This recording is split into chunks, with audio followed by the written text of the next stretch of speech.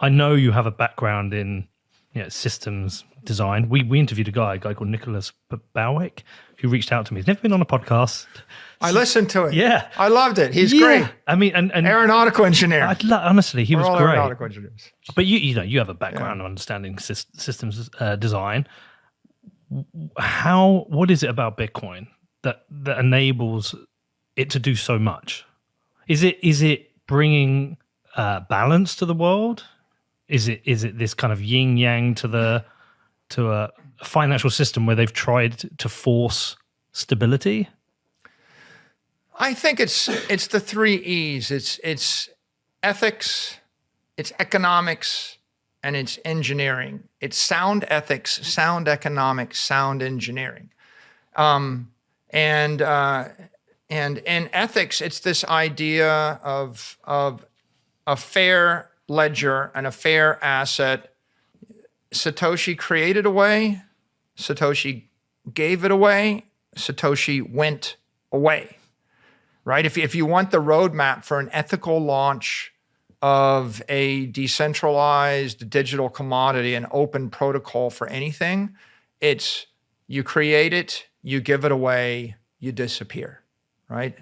And Prometheus is not standing around taking 10% of the revenue from fire, and suing you for patent infringement 1 million years after Prometheus gave us fire. Just create it, give it away, go away. And so that idea is a very profound idea, because you think about how many corporations and governments in the world where you have the bringer of truth or the bringer of the solution, and they want to stick around and benefit from it. Right? And so I think Bitcoin sets that example. And the second thing is it's economically sound, right? You can create in theory, a digital commodity that's inflationary. It's like, I can create and give away a protocol that inflates 5% a year, and I can go away and disclaim beneficial ownership, but it's still messed up. Like, it's still defective. Like 5% a year means it just keeps inflating. So this simple idea, which is such an elegant idea, pick a number, don't change the number. Right? It's like the number 9 has stood for 9, right? 1, 2, 3, 4, 5, 6, 7, 8. It's not changing next year. No one gets to redefine it. There's no debate over it. Right? 9, right? It is a permanent thing. How important is it? Well, every machine in the world works on it. Like, every computer in the world works. And if you actually want to warble 9 to be 9.5 and 9.25, if you want deflection on the idea, it destroys the machine, right? The reason that we use steel is it doesn't deflect. The reason we use math is it doesn't deflect. So this idea of a fixed number that nobody could change, that no corporation could corrupt, that no politician could corrupt, that no political movement can corrupt, incredibly powerful. And then the last idea, sound engineering. Well, also, only computers could deliver. It couldn't have been done in an analog world, even with gold. Yeah. The idea of Bitcoin, you couldn't execute perfect money until you had the modern internet, modern computers, modern semiconductors, right? Modern cryptography. So you needed a combination of technologies and in order to execute this idea. And there are a lot of good philosophers and Austrian economists, but the struggle they had is maybe they had the right idea, but the technology was not up to implementing an ideal notion. Just like you could be a great doctor, like before antibiotics and before you had a microscope and before you understood germs, there's a limit to what you can accomplish. So it's the instrument. One of the themes of scientific history is, until the telescope, we couldn't see the moons of Jupiter. Until we couldn't see the moons of Jupiter, we couldn't figure out that Kepler's laws made sense. And you would never have determined that the Earth was revolving around the sun until you had the telescope. And so an instrument allows you to prove, to break a paradigm, and the paradigm leads to Newton's laws, and that leads to the calculus and the calculus of variations, and then the entire modern world changes. And the same is true with the microscope. So a technology, an instrument gets sufficiently good enough to do, germs, maybe not bleed people to death, right?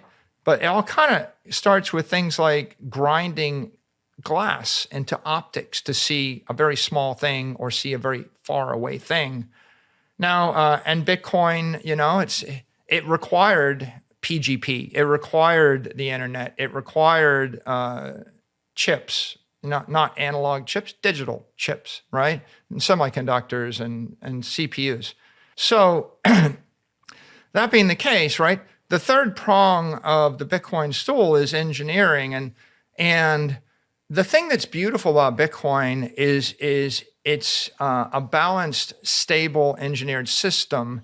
But the way you get there is by combining energy, electricity, and something thermodynamically scarce with hardware, with semiconductors, with software, right? And with cryptography. So there's like an element of math and cryptography, and there's an element of semiconductors, and you're running them with electricity.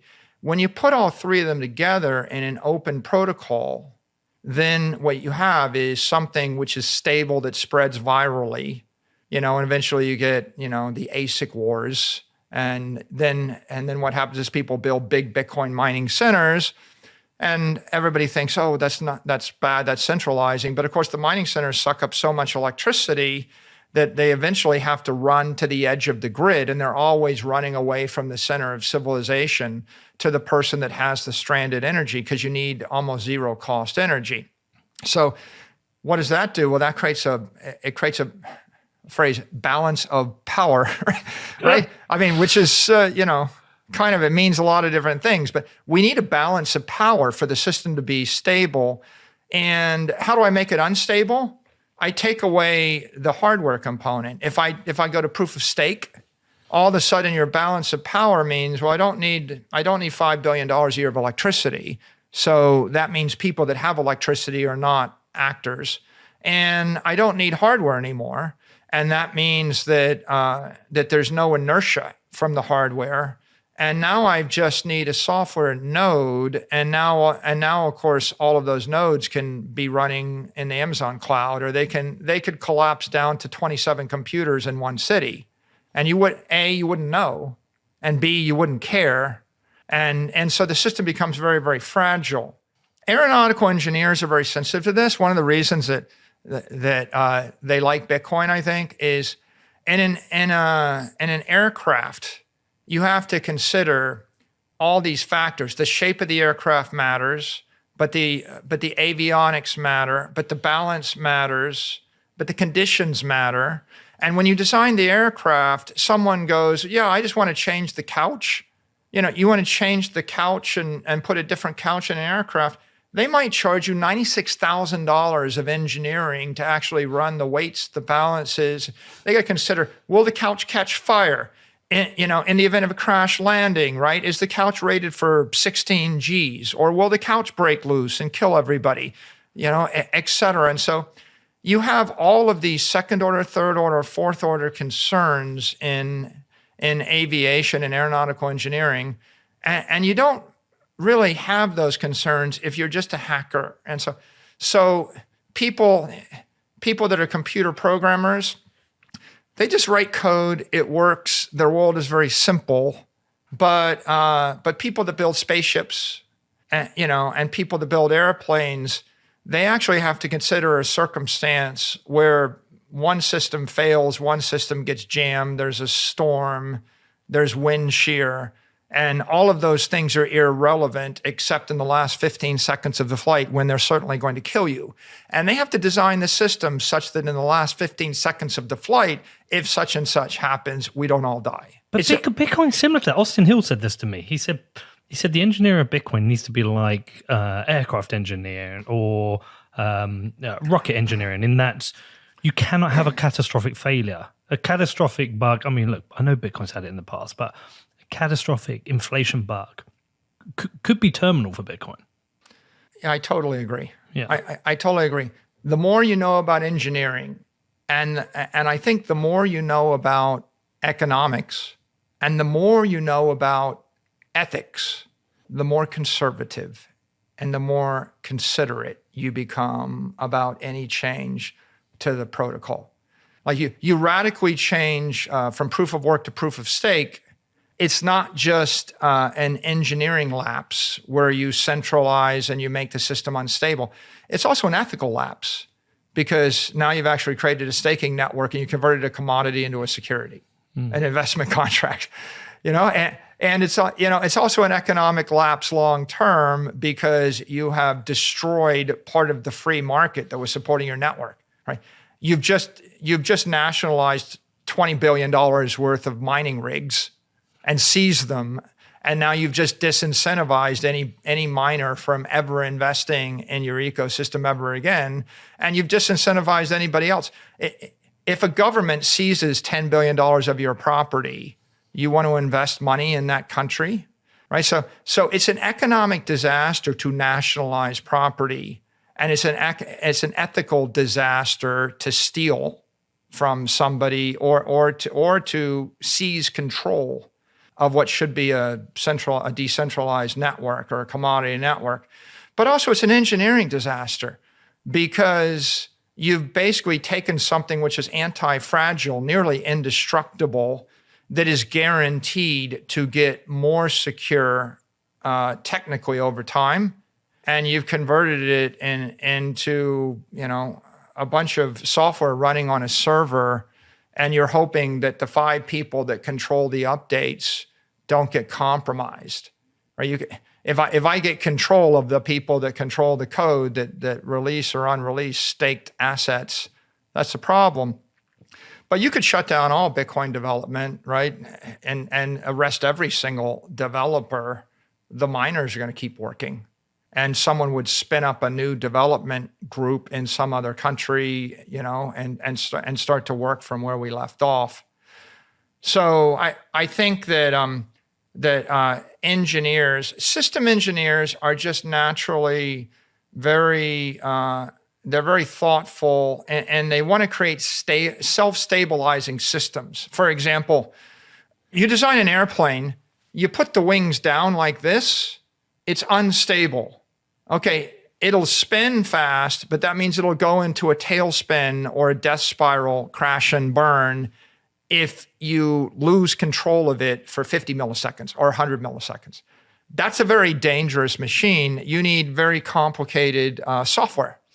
If you design the plane with the wings swept up like this, when it turns like this, what happens is this wing loses lift, this wing gets more lift, and it wants to come back to center. Just like why are ships designed with a certain hull shape? Because when it goes like this, you want it to swing back.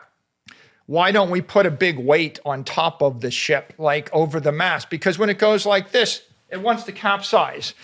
So ocean engineers, civil engineers, aeronautical engineers, mechanical engineers, they know that software is useful, but software is not all the end all be all, right? It's your relationship to the laws of thermodynamics and the laws of gravity, right? And Reynolds law and viscosity, and it's your relationship to Maxwell's equations and electromagnetics, et cetera. Those things determine whether you crash and burn and sink.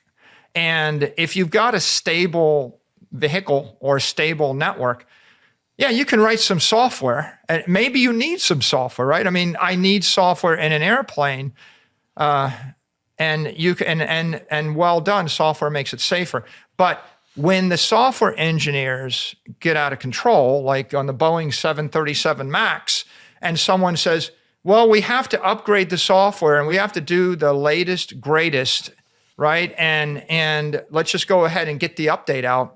The result is the software actually overrides the human, makes the plane unstable, and crashes the plane and kills everybody. And maybe it kills the entire company. I mean, that also, wasn't that a software hack to solve a problem whereby they wanted to upgrade the plane for bigger engines?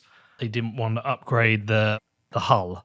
I can't remember what part of the fuselage. Yeah, the fuselage. They didn't want this, and so they ended up. It was a hack, really, wasn't it? But it's again, it's come back to systems engineering. They tried to hack around what they should have done, which is build a new fuselage. I'm going to tell you two quick stories. One is if you look at the 737, it was designed in the late 60s, yeah. and the shape of the 737 and the style of it. Once you have a fuselage design, you've worked that out in a wind tunnel, and that's stable. You can generally make it a little bit longer without having to redo all the engineering. But if you make it wider or change the shape, every single assumption gets thrown out the door.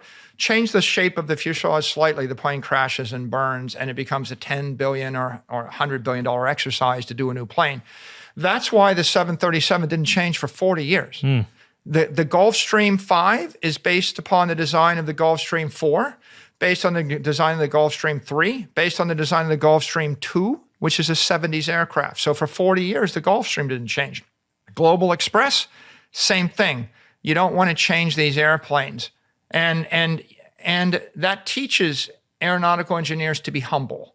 It's like, yeah, I've got this new idea. It will look cool. Let's just add this one thing. But the one thing might very well just kill everybody. And so you become very thoughtful, careful, humble.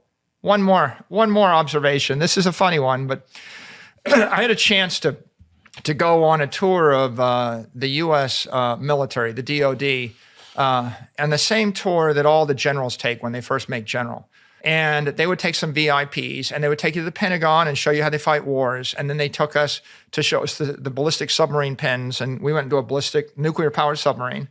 And then they took us out to Camp Lejeune, and we saw Marine amphibious invasions, and then we saw Air Force Special Ops, and we went to Fort Hood, and we saw, tanks, and we got in tanks, and we fired the tank, and then they flew us out, and we landed on an aircraft carrier. I landed on the John Stennis, which is a nuclear-powered aircraft carrier in the middle of the Atlantic, in a cod, slammed down, got off the carrier, and I'm walking around the aircraft carrier, and they give us the VIP, and they take us to the combat control center, and they take us, all through the carrier. And then part of the tour is they take us to a room. It's about as big as this room, underneath the landing deck, underneath the flight deck. And literally, it's like the planes are landing 8 feet above your head, and they're slamming, and you would sit in the room, and you could hear this jet, an F-14,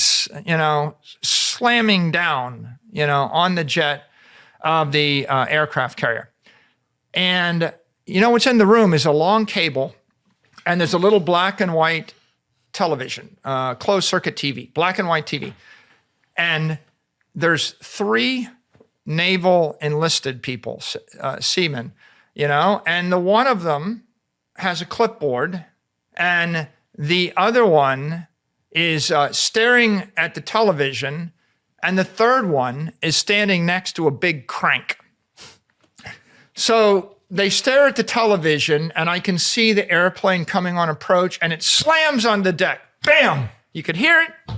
Guy goes, Mark 3. And the next seaman goes, Mark 3, check. And we wait, and I'm with an officer, like a pilot, and he's showing me around.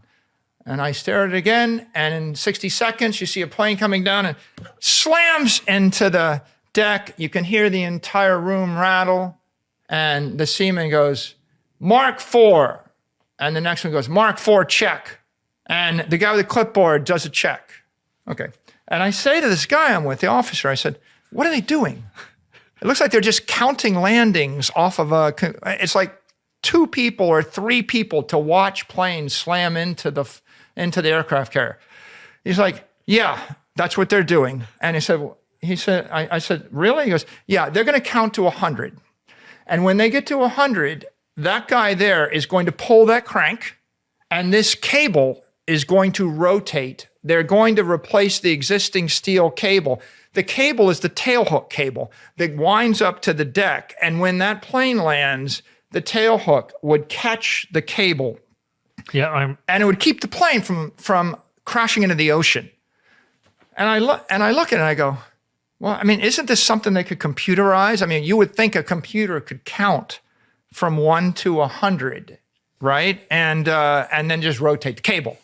And he goes, yeah, a lot of people think that, but this is the way we've done it since World War II, and it's never failed us, right? And it's in the greater scheme of things, the people aren't that expensive. They're making minimum wage. They're like, first term of duty, 19-year-old airmen, and there's triple redundancy. And if they screw that up, if that system failed, the pilot's going to die. It's going to be a $40 million disaster, and maybe it's a disaster for the entire, multi-billion-dollar carrier. So this is just the way we do it, right? And it just shows you how conservative people can get, and I could give you 100 examples like that in the military, where if there's lives on the line and there's a lot of energy and a lot of power, sometimes the supercoder might not be the right solution. You might not want to trust your life to a piece of software that might get fried. So let's touch on it, because there is this perception, maybe it's right or wrong, there is this perception that you're keen on ossification. And I was chatting to you last night, and I said, I hadn't actually heard you use the word ossification, but my discussion with Danny was, I don't think Michael wants ossification whereby the code is frozen, which, by the way, probably can't be done. But I think I said it's probably more like a stalemate where it's very hard to get things through. And we're at a time where there's like a new guard of Bitcoin developers and an old guard of Bitcoin developers. The old guard's very conservative, and the new guard is wanting to move out of the way because they want to do things, they want to build things, Opcat and various other things. I'm certainly in the world of being more conservative, but there is this perception that you're keen on ossification. Yeah, I don't know where that started, because I've never used the word ossification. I've never even discussed the issue. I've never tweeted it. I've never mentioned it in a podcast. I think if you were to ask me my opinion on Bitcoin development, I would say considerate and conservative, right? And I think that there are a lot of people in the Bitcoin community that have well-considered proposals. I've listened to your discussions with Steve Lee and with John Carvalho, and I think there are a lot of people, and with Bitcoin core devs like Gloria Zhao, and I think that they're very considered, very responsible. I've been a big supporter of the Bitcoin Security Initiative at MIT.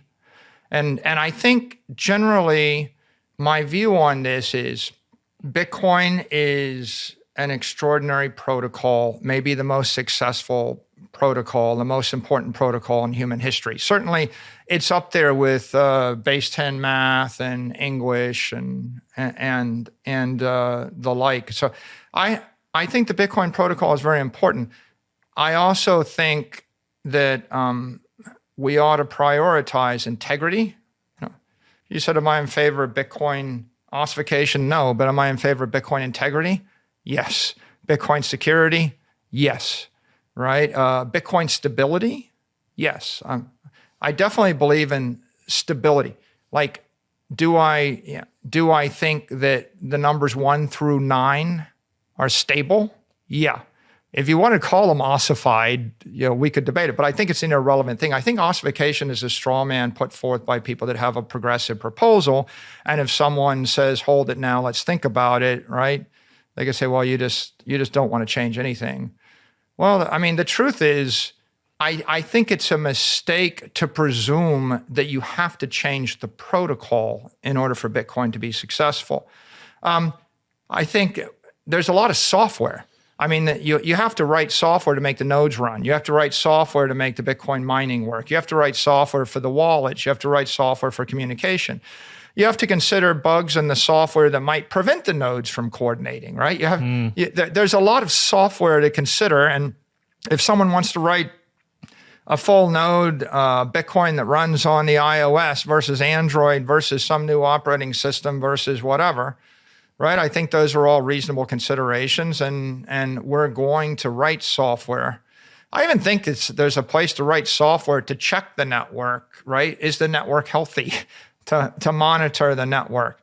And so I'm not against software. If you said to me, there's a contingent of mathematicians that want to introduce a new integer between 7 and 8, I would think, let's be considerate and conservative in that, and let's consider what we're going to break. Right. Okay. So you could almost like partition this between what is opcodes and expansion of what the protocol can do versus when, like you said, integrity and security, protection of the network from catastrophic failures, attacks, hacks. Are you seeing those as two different things? It's it's not that you want conservatism around, much more conservatism around the expansion of what the protocol can do. Defend the network. Don't F with the network. Make sure the network is healthy. Don't introduce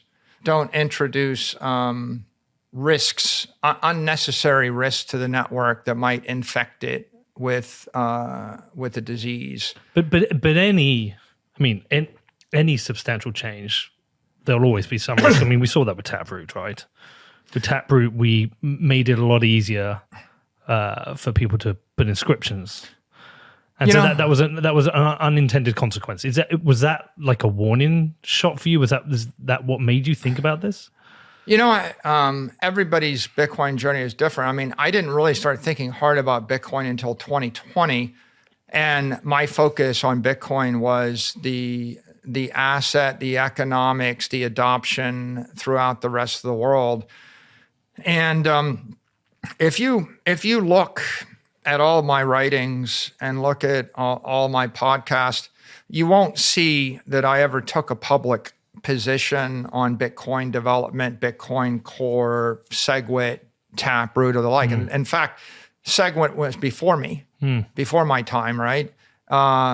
During, as a resolution to the block size wars, or at least an outcome of, right? It was an artifact of the block size wars. And I just accepted it as a given. And then Taproot took place early in my Bitcoin journey, and I didn't really focus on whether it was risky or not risky and good or bad.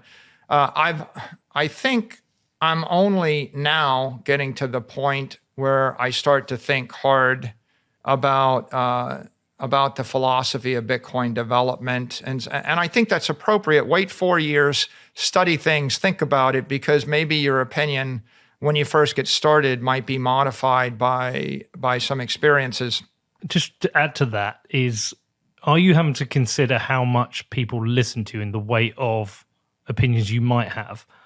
If I have an opinion, a certain number of people listen to it. If you have an opinion, a lot of people might listen to it. And do you feel the weight of that? Yes, I do feel like there's a responsibility. If you're a leader in the community, don't create inflammation. Yeah. Like you can have 100 opinions privately and share it with your circle of trust, and you may or may not be. You may be right, you may be wrong, but that's how you learn. So I think being private and considerate and exploring your opinions and developing an opinion is reasonable. But if you just go on Twitter and start spouting 100 definitive opinions about 100 things, what's certain is you probably aren't the expert in each of the 100 areas, and you probably don't have the most invested in each of the 100 areas. So generally, you just enrage a lot of people who know more or who have a lot more invested in it. So I think you ought to wait until you've actually gathered enough information and you have a point of view which is considered that's worth sharing. So that's why, I mean, if you look at me on Twitter, I don't engage in the debates over, this proposal or that proposal, and I might have a private opinion about it, and I've expressed private opinions that I think we should be careful and very conservative. I don't then convert that into, and therefore that means you should not support this or you should not do that, because the devil's in the details. Let me just make a point about philosophy, though. The Bitcoin protocol is the essential governance. It's the government of Bitcoin, the nation. If Bitcoin was a nation, the protocol is the body of laws that govern the nation. And the protocol has no statute of limitations. So for all practical purposes, when you put something in the protocol, it's like writing a law that might very well last 1,000 years. So that being the case, if you ask me what is my philosophy about politics, I'm in favor of small government, not big government. I'm in favor of free markets, not central or not government mandated agencies. If there's a choice between should the government do it or should a corporation or a free actor do it, I think the government should stay out of it. If a bunch of people come to the nation's capital and they have 100 ideas for 100 ways to make government more beneficial to you, and they want to help you by giving you government-mandated food and government-issued education and government-issued fill in the blank, I'm fairly skeptical. And I actually admire politicians like Reagan that said government isn't the solution, government is the problem. And how about an initiative where you make the government smaller, not bigger? Right? And of course, lobbyists and politicians, they think government is the solution of everything, and they want to intervene in what you say, what you eat, your medicine, how you raise your children, how you educate, how you travel, where you can go. And in the extreme, the government might tell you you're not allowed to have Thanksgiving dinner with 6 people in your family or sit more than 6 feet away from someone, and so in your own private home. So I'm in favor of small government. And in the same way, I'm not in favor of big protocol. I'm in favor of small protocol. I'm in favor of do the minimum. If you believe the government should do the minimum to control your life, you believe that the protocol should do the minimum, because it's very hard, to reverse this. And if you look at the history of civilization, every empire starts small and struggling. It's the underdog, and you're trying to struggle to live. And then at some point they win. And when they win, they conclude that they're the most virtuous, and then they get rich. And then when they get rich, they start creating more laws, and those laws get to be ridiculous, and they create inflation, and they create regulation. And I think most people in the Bitcoin community are against inflation, and I think we're against regulation. And the whole irony is, Bitcoin is a technology to escape the vices or the oppression of inflation and regulation. So why would we want to encourage inflation in the protocol and regulation in the protocol? Sorry, can you define inflation in the protocol and regulation in the protocol, just so I understand the analogy? Yeah, I mean, if I dump another 1,000,000 lines of code that does when I'm adding functionality and performance and scalability via features, and I'm writing all this code, I'm creating inflationary dynamics in the protocol. What is inflation? I'm devaluing something else, whatever that else is. I might be undermining the security. I might be undermining the simplicity. The protocol is encroaching on the free market. And I won't say in all circumstances changes to government encroach on the free market. You could actually, in theory, pass a law which shrinks the government, right? You could make changes to the government that makes it smaller. But I guess I would say I'm not in favor of any law, because some laws make government bigger, and they're inflationary, and they're regulatory, and they're oppressive. Some laws might make government smaller and more efficient and more effective. And so I would consider any law. Code is law, right? When you write code, you're just writing a law in cyberspace, right? I mean, software developers are the lawyers of cyberspace when they write law. And, it's one thing, you write code for your application, like Cash App, it's a layer 3 app. You're risking your shareholders' money and your corporate credibility, but you're not going to crash the Bitcoin network. When you write code for layer 2, you've got to be a bit more consensus driven, because now there's 100 or 1,000 other companies that have to work with your Lightning or work with your whatever, and you have to go 100 times slower.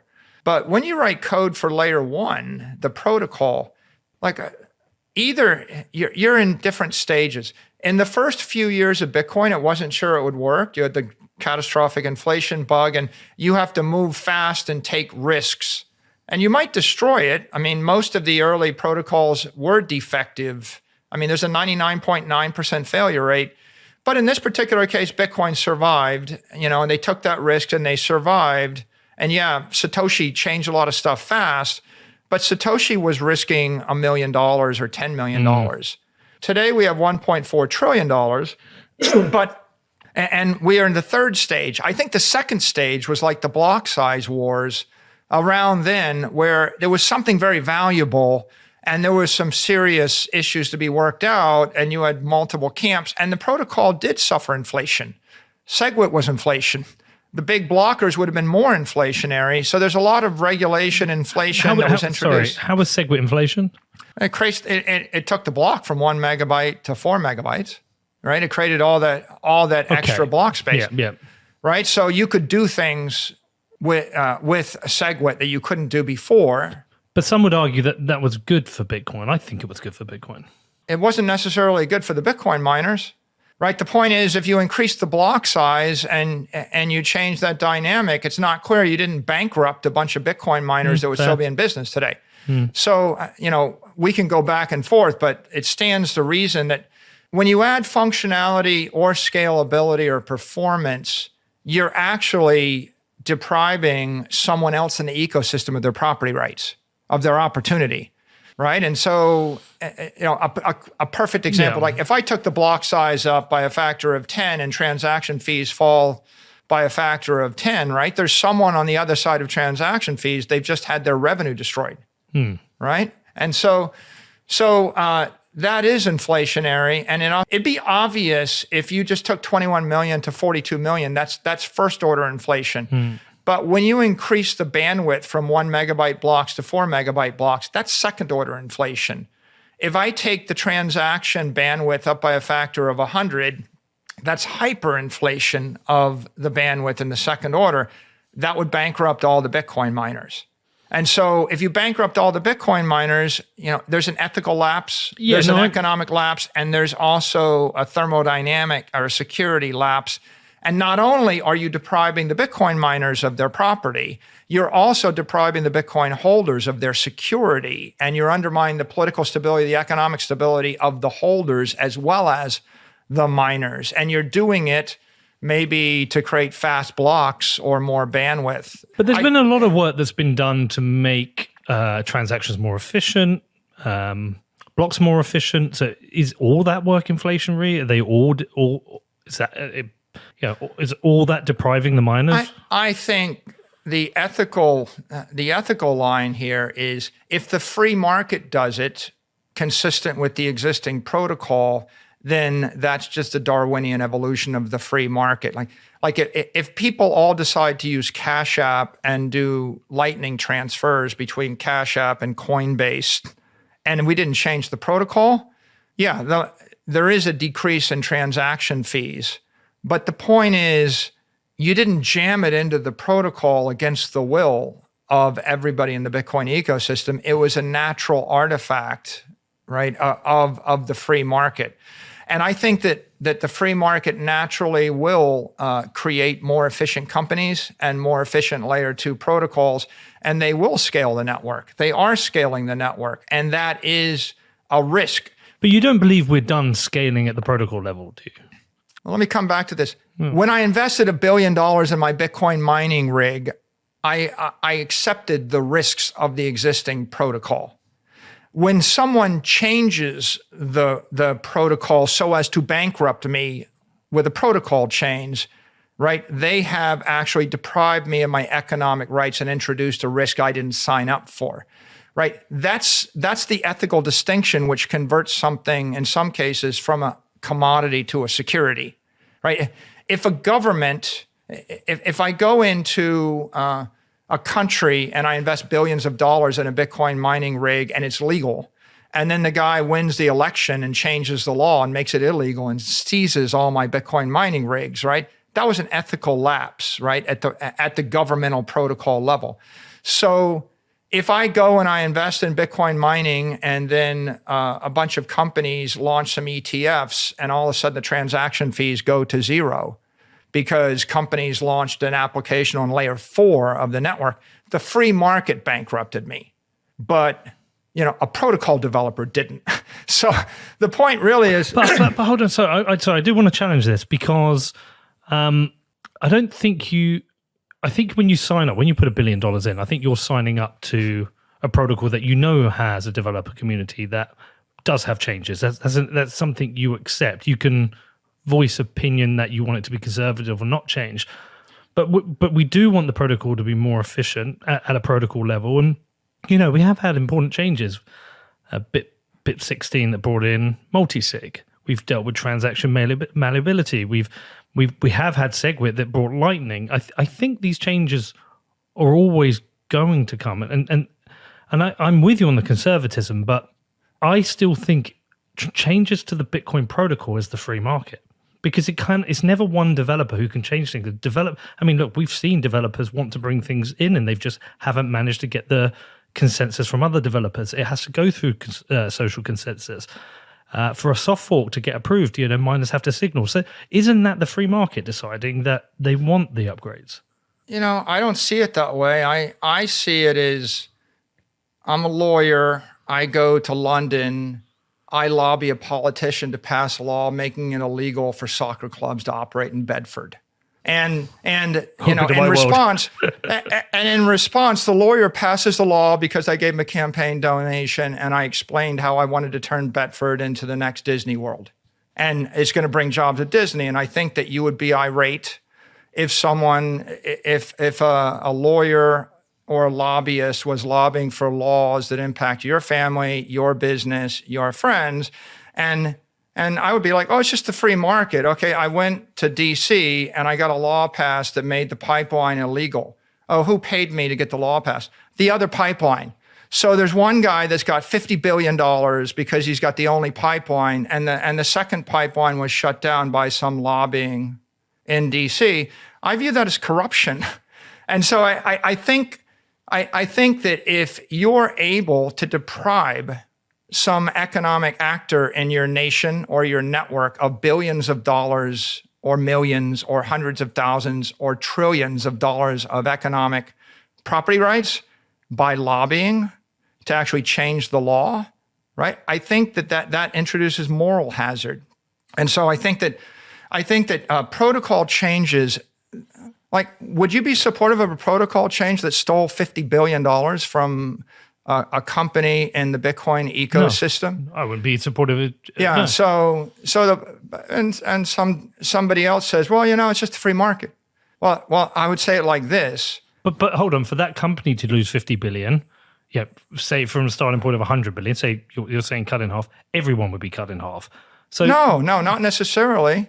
Like you can introduce protocol proposals that are discriminatory that hit certain exchanges or certain business models, or for example, proof of work to proof of stake. It destroyed the Ethereum miners. It was a very targeted protocol change that basically deprived, what's it worth to basically do Ethereum mining? Well, it would have been worth $100 billion. What's it worth today? Zero. Okay, where'd the money go? Well, it went from people that would have had 100 billion to people that now have the 100 billion. And so. But what are you saying then? No changes? Are you saying no more changes at the protocol level? I'm saying, well, first of all, I would say Bitcoin would be a lot better if the protocol was stable. It's like, do you want to change the numbers 1 through 9 and 0? Like for example, how long has 0 through 9 been a stable mathematical protocol? It's not the only one, by the way. There are a lot of it. There's base 2 math, there's base 16 math, there's base 8 math. There's a lot of other ways to do it. But the question is, if I have a machine that processes base 16 and I go to a politician and I get them to pass a law making it illegal to operate machines on base 10 and you have to switch to base 16 and I'm the guy that produces the machine, you don't find that to be a little bit corrupt? I don't buy the analogy with government because the point of Bitcoin is it's rules without rulers. So social consensus is important. Miner signaling is important. But I do want to just stick on that question because I think it's important. Are you basically saying no more changes at the protocol level? Or you? And No, what I'm saying is people shouldn't deprive other people of their economic rights without due process. And I would say that if you have a government that routinely seizes people's property and doesn't respect economic property rights, no one's going to want to live in that country. So like, I'm against socialism. I'm against communism. I'm not in favor of authoritarianism. If you told me that here's a country where they just make up new laws to steal from people in the country, I would say, I don't want to live there. And so Bitcoin, in theory, is supposed to be a libertarian network where we respect property rights. And I don't think you're undermining my property rights if you write software to make the nodes work better. But I think that if you actually change the bandwidth of the network, right? If you inflate the bandwidth, you've definitely deprived everybody in the ecosystem of certain rights. You've undermined the security. If you inflate the money supply, you've deprived people of their rights. If you change the hashing protocol, you've deprived people of their rights. If you sacrifice the performance and the stability of the network to introduce altcoin, crypto, shitcoin features into the network, right? You've deprived people of their rights. If you hijack the Bitcoin mining hardware in order to do other applications other than SHA-256 hashing to defend Bitcoin, you've undermined the security of the Bitcoin holders. You have destabilized the network. You may have introduced all sorts of attack vectors for hackers and also legal risks, regulatory risk, and nation state attack vectors. And so there are lots of protocol changes that actually destabilize the network, or they deprive some participants of the network of their rights to the benefit of others. And my position is, I just don't think we should deprive people of their rights. And I don't think we should use code in order to advantage one special interest group to the disadvantage of everybody else. So if we had quantum computing and SHA-256 became at risk, we could move to quantum resistant hashing algorithm. That would protect people's property rights. So that would be something, would you be in favor or not? I think that when there's broad-based consensus that we need to do this to defend Bitcoin, then I think, we're going to do it. It's a no-brainer. But I think defending Bitcoin can become subjective because address formats can change to create more efficient transactions. That's better for everybody who holds Bitcoin, who wants to send Bitcoin and spend Bitcoin, but not so good for the miners. So in that scenario, you wouldn't be in favor of that because that would be depriving miners of their I'm not going to. I don't think it's appropriate for me to give you a definitive yes or no. I support a very. It is tricky, yeah. The point I'm trying to make is there are some things that make sense that would just generally, broadly, universally or near universally be viewed as good for the network. I don't think they're controversial. Yeah. There are some things that may or may not be good for the network, and they merit a lot of discussion. And there are some things that, on the margin, it's not clear they're good for the network, right? And they probably don't merit a lot of discussion. Let's just take vaccines. Everybody talks about vaccines. Smallpox used to kill like 10, 20% of the world. Everybody had a member of their family that died of smallpox. Right? Smallpox was a rampant epidemic. You roll the clock back 300-400 years. Your odds of getting it are 20, 30, 40%, and it kills a third of the people that get it. Okay, along comes people with the idea of let's vaccinate against smallpox. Does it work? We don't know. It took 100 years to work through it. Eventually, there was a consensus that the smallpox vaccine works. Even having said that, hundreds of millions, maybe billions of people died of smallpox in the history of humanity. So today, if you were to ask people, do you think you should vaccinate your kids for smallpox? Generally, the consensus would be, yeah. I mean, given the fact that it killed like 1/3 of the Native American Indians that weren't vaccinated, yeah, probably. And on the other hand, if I posit a theoretical disease that may pop up in 10 years that may in fact kill us all. And then I rush a vaccine into production in 6 months. And then if I go to the Capitol and I get a politician to pass a law requiring that everybody take the vaccine, including your kids, and then I put you in jail and deprive you of your job if you don't take the vaccine, right? It's the same word, vaccine, but one of them we developed very carefully and conservatively based upon consensus over a long period of time. And the other one was a well-intentioned scientist that just wanted to help, that was trying to think about the future. I think Nicholas Taleb puts this best in, most of his books. He calls these people intellectual yet idiots. It's like I sit around and I imagine 100 things that might go wrong in the country in the next 100 years. Now that I imagined it, whether it's the oceans rising or the ocean sinking or the atmosphere boiling or we all die of this or we all die of that or the kids don't get enough of this or they don't get enough of that, once I figure out the existential threat, then I go and I create a law and then I lobby for the law and then I get the law passed and then I get the law funded and then the government forces, first they buy the thing, they force you to take the thing, they jail you if you don't take the thing, they shut down your business, discriminate against you, they hijack the entire media system, they inflate the currency to pay for the thing, and then we go to the next thing. And it's a meme, the next thing, what's the next thing, what's the next thing, what's the next thing? I think that the way that empires fall is you have big government and there's big defense, there's big tech, there's big medicine, there's big lobbyists, there's big government, there's big banks, there's big something. It's people with big ideas, and they're all convinced that the government needs to save you from yourself, and this is good for the country. I don't think it's that different with Bitcoin. It's like, no, I'm not in favor of big protocol. I think the whole idea of big protocol is the free market can't solve the problem. And at the end of the day, you have people that don't believe the free market and individuals can solve their own problems. So the government's got to step in and help. And then it becomes the government's got to do it for you. And then it becomes the government's going to force you to do it. And that's the road towards serfdom and authoritarianism. And that's how empires fail. I think in Bitcoin, right, that you can take the position that is the protocol working or is the protocol not working? It looks to me like the protocol is working. It's the most successful monetary protocol in the history of the world. It's gone from 0 to $1.4 trillion in 15 years.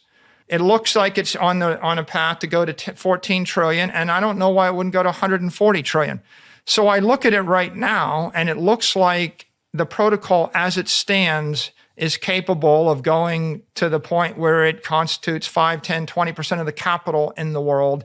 It's going to change and inject freedom, sovereignty, and sound money into every country, every company, every institution. That's the path we're on right now.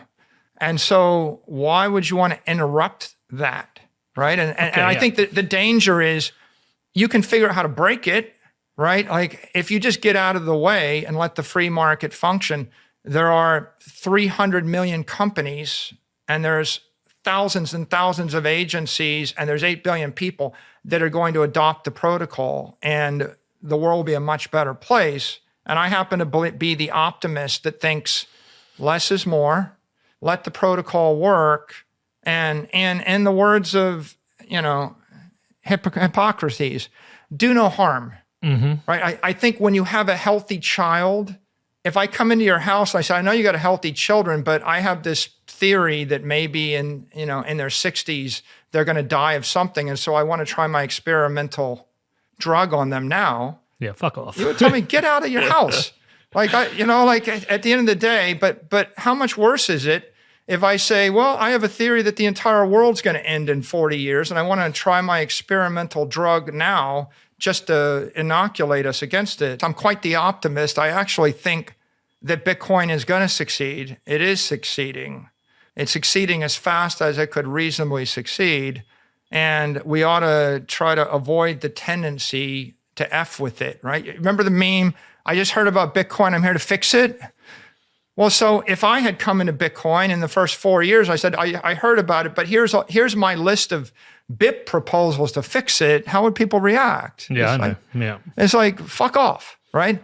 And so the point really is, just because you've been around for 10 years or 5 years or 15 years doesn't mean that, a diversified, aggressive slate of BIP proposals that might make it better are any more valid. You ought to consider all of the people you affect. So that needs a strong culture of conservatism within the developers, because look, Jeremy Rubin has struggled to get CTV through. But there is an increasing number of voices, more people you may consider a little bit more liberal with proposals for Bitcoin. And as we lose an old guard, as we lose people like Peter Willey, less involved, I think there is a risk of losing that culture. And so, but I think it can only be solved by culture. I listen to all the Bitcoin podcasts. I listen to a ton of Lavera's podcasts. I listen to a ton of your podcasts. I listen to, a lot of the proposals. And there's a lot of discussion about the code and how a certain upgrade would add a feature or add a capability or add some scalability. And there's a big emphasis on, well, we need 1 billion people to be able to self-custody their own Bitcoin, and 1 billion people need to be able to do a lot of transactions on the base layer, or else Bitcoin has failed. I won't say everybody believes that. I'll say there's a lot of discussion for people that want to add upgrades to the network, and when they're focused upon the sovereign individual, and they're focused on the code. What I don't hear is a lot of discussion about the second order effects of what happens when the unintended consequences. It's normally arm waved away as, yeah, there may be some, but we need this feature.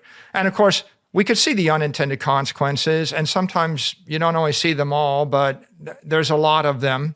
And then I don't see a lot of discussion of the impact of any given change to the Bitcoin ecosystem. What is the impact of this on Coinbase, on Cash App? What is the impact on Fidelity? What is the impact on all the Bitcoin miners? What is the impact on all the Bitcoin ETF issuers? What is the impact on all the Bitcoin holders and the various types? And then I don't see a lot of discussion about the impact on the free market. How will this change impact the view of everybody that has not yet joined the network? How will it impact the view of skeptical politicians? How will it impact the view of Apple, Google, Facebook, Amazon, Microsoft? How will it impact the Chinese view? How will it impact the Russian view? And then I don't hear a lot of discussion about, are we prepared to live with this for the next 1,000 years? Right? And what might happen over the course of 100 years or 200 years, right? So these are second order, third order, fourth order, fifth order effects. And of course, the answer would be, well, we don't have time to consider all those things. We have 1 hour or 2 hours. There's no way we have the bandwidth to consider it. And my answer is exactly. We don't have the bandwidth to consider it. You want to introduce a new protocol change that may have catastrophic or structural inflationary impact, or it may have regulatory impact. It may deprive someone of their property rights. It may create a moral hazard, an ethical hazard, an economic hazard, an engineering hazard. All of these things need to be considered. And when you get in a hurry, what happens when you get in a hurry in a war, whether it's a war on COVID or whether it's an actual war? What happens is a central planner jams this down the society. We implement the draft, you go to war, you kill people. We implement medical policy. We implement lockdown policy. We implement centrally planned banking policy. We had to shut down 40 million businesses. Why? We had to do it for the good of the people. And so I think that there's a lot of bad decisions that are made when you get in a hurry. And fundamentally, I would say, I'm not in favor of central planning. And I think that most of the Bitcoin community doesn't agree with central planning. So why would you want a dozen developers to centrally plan the protocol and then to make changes because they think it's academically, theoretically good for everybody. Like, I you don't get to think make that the happens. decisions for the next 1,000 years for 10 billion people just because you have a good idea? And my answer is no. I don't think that it's wise for us to encourage people to play God. I think you get to play God once. Satoshi played God. I think the rest of us ought to have the humility to say, we're not Satoshi. By the way, the odds were 10,000 to 1 against Satoshi. Satoshi rolled the dice. He won. We're good. But now the way that empires fall is the person that inherited the United States, that inherits Bitcoin, that inherits the corporation. They think they're just as smart, and they're just going to go ahead and roll the dice just as hard, and they're going to play God. And I think the history books show the result. The result is they always fail. The empires always crash and burn. And the things that last are these protocols that we have respect for, like Arabic numerals. I understand protocols evolve, Peter, like the English language. The English language has evolved over 1,000 years, And if you go back to the King James Bible, you can understand it, but it's obviously used differently today. I'm okay with the protocol evolving over 400 years, carefully, conservatively, deliberately, because everybody says it's in our collective economic and political interest to do this. I'm just skeptical of people that have good ideas that are in a hurry that would like to change the entire network because it would make their project easier. Yeah, and I don't want to stay on this track for too long. I'm conscious we could go round and round in circles. I'm not sure that 12 developers can make it a change, but I think the trend here is something I 100% agree with, which is a strong culture of conservatism with development.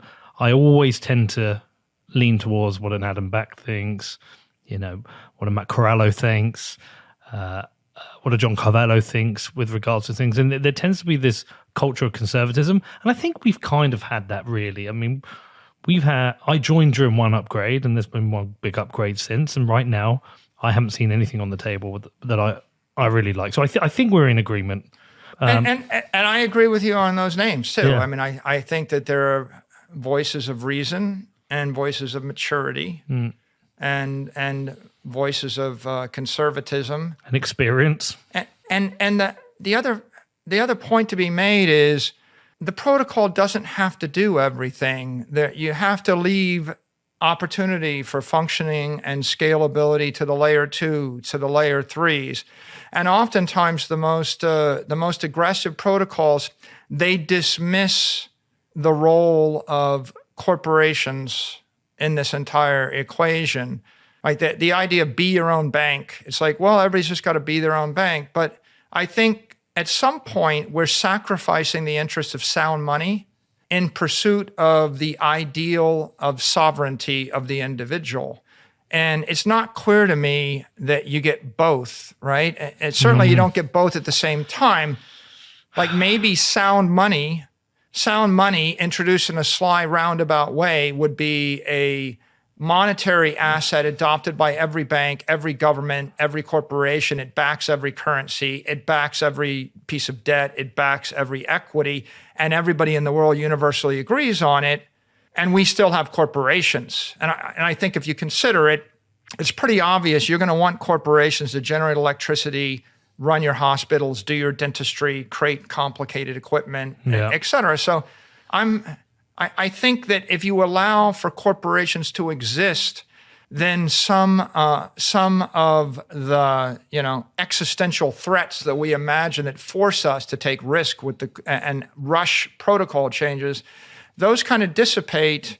And then you say, well, maybe what we'll do is we'll be a network that has 100 million or 50 million sovereign individuals. And those individuals will include JP Morgan and Apple Computer and the Bank of China and the Bank of England, right? Mega corps, mega banks, mega countries.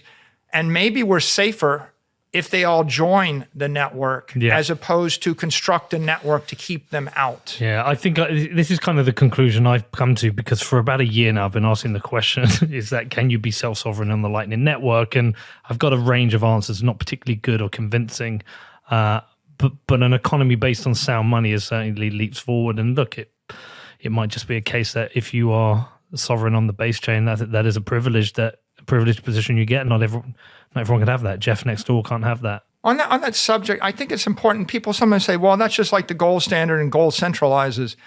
But it really isn't. If you had 100,000 banks and 100,000 corporations and they all had billions of dollars of Bitcoin and they settled with each other on the Bitcoin network, and there was Bank of China, Bank of Russia, Bank of England, Bank of Switzerland, Bank of America, Bank of Brazil were among them, and Alibaba and Apple were among them.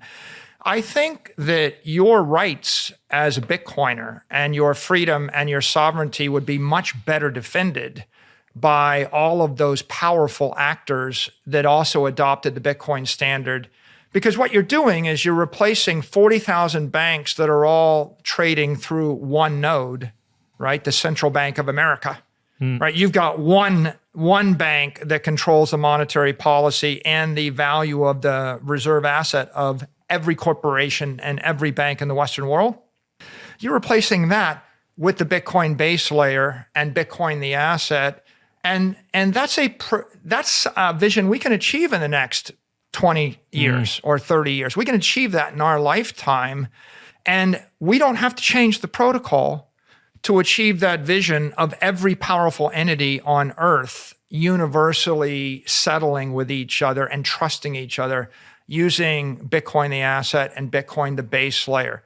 So I don't see the immediate existential threat that necessitates that we have to take risk.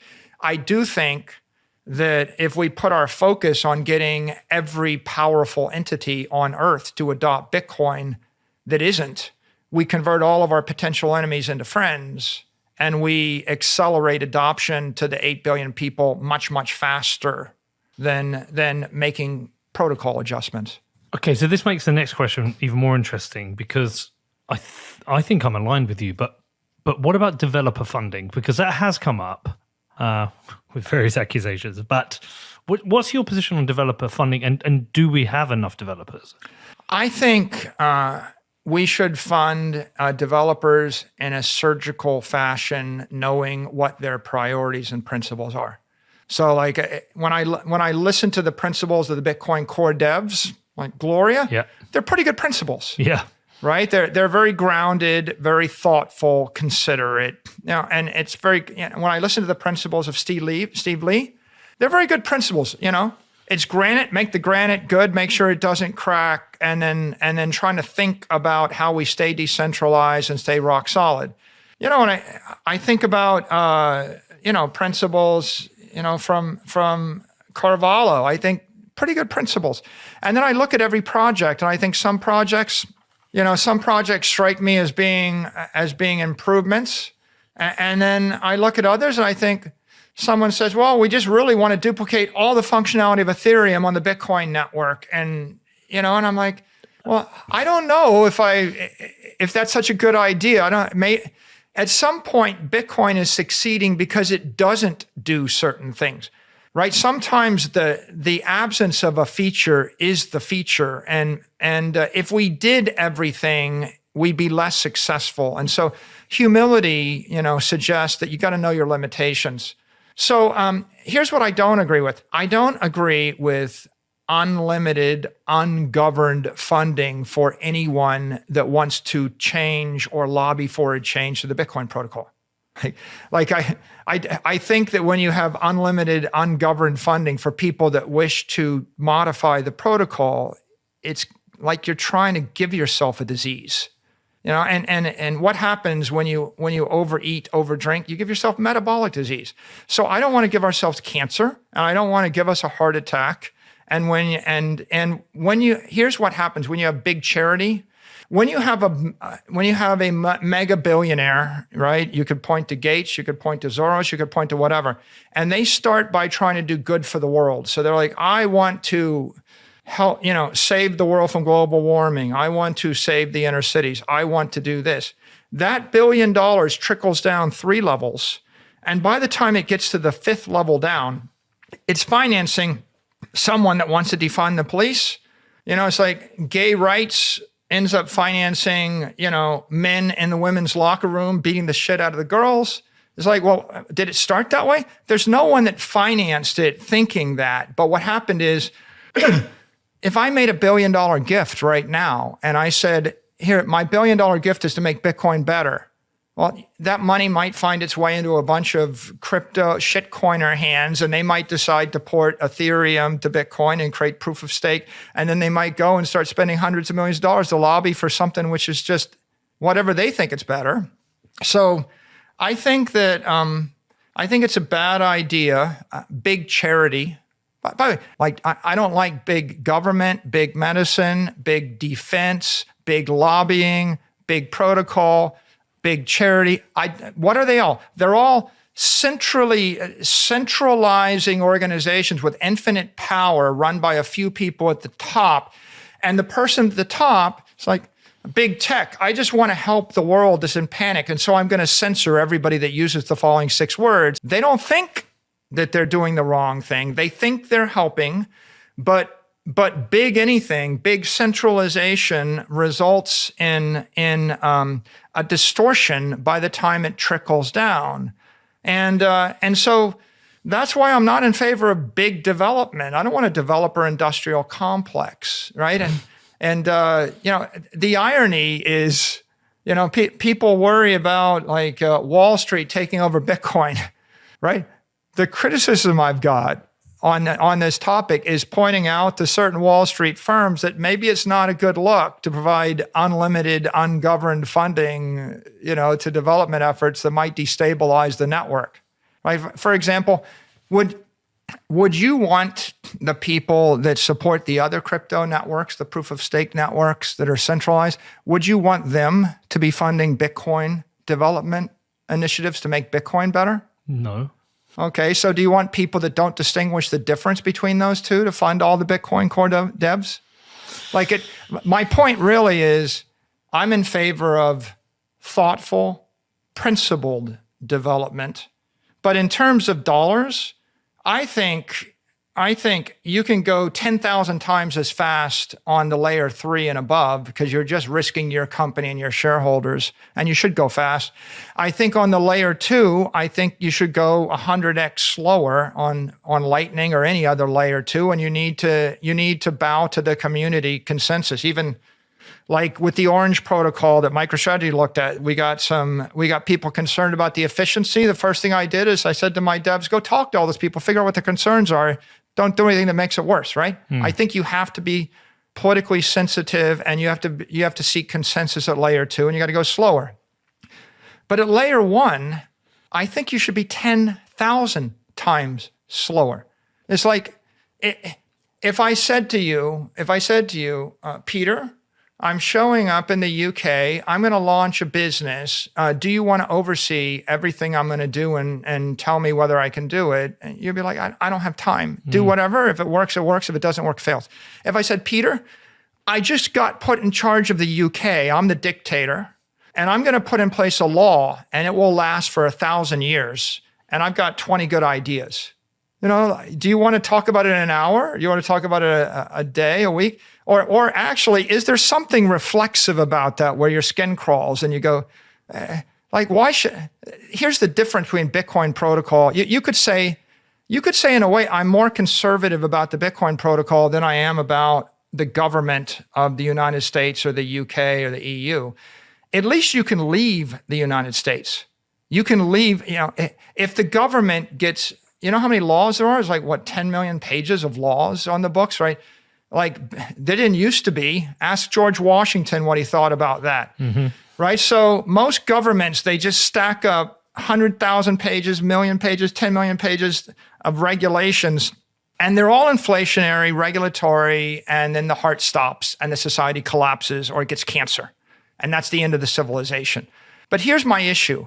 People die, You know, if the mayor or the president has crazy regs, they eventually get voted out of office or they die. Laws last until they get repealed, but then again, the nation may fail. The Bitcoin protocol might last.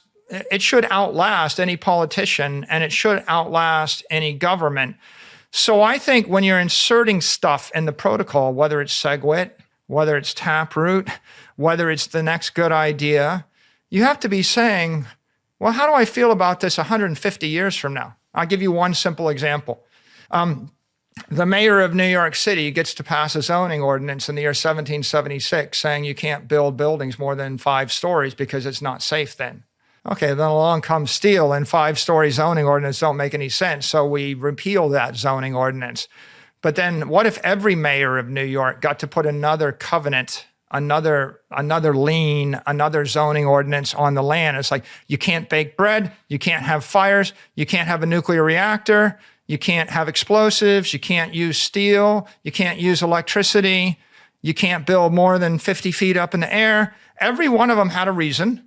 And look at New York City today, and then imagine if any of them still stuck around. And then also, it's like, do I really want someone in the year 2024 to be able to put a recursive perpetual covenant on whatever property they owned on the Bitcoin network that'll last in the year 2400, right? Aren't you just impairing the asset forever? Now, I'm not saying every covenant proposal allows you to do it. I'm not even criticizing any particular proposal. I'm just pointing out that there's a certain danger to being able to write laws on the network that are perpetual, that will go on for 1,000 years. And the mayor of New York's not thinking about that, and politicians aren't thinking about that, and the people that are lobbying in favor of it aren't thinking about that. But I think that today, and I wouldn't take such a conservative view in the year 2012. I would say in the year 2012, the risks on the margin are greater. Bitcoin will fail because maybe of some lack of functionality or performance, or you're going too slow to fix the bugs. You know, and so I think that you have to look at the risk reward profile every year from 2008, 2009, all the way to 2024. I would just say it's logical. A logical principle is the bigger the network gets, the more likely it is to be successful, the more conservative we should be about protocol changes, right? And the more careful and considerate we should be about the second, third, fourth, fifth, and sixth order effects, right? And we can't afford to make decisions in the year 2024 or 2025 the way we made them in 2016, right? We need to be careful. That's fair. There's a lot to lose. And so that's the way I think of it.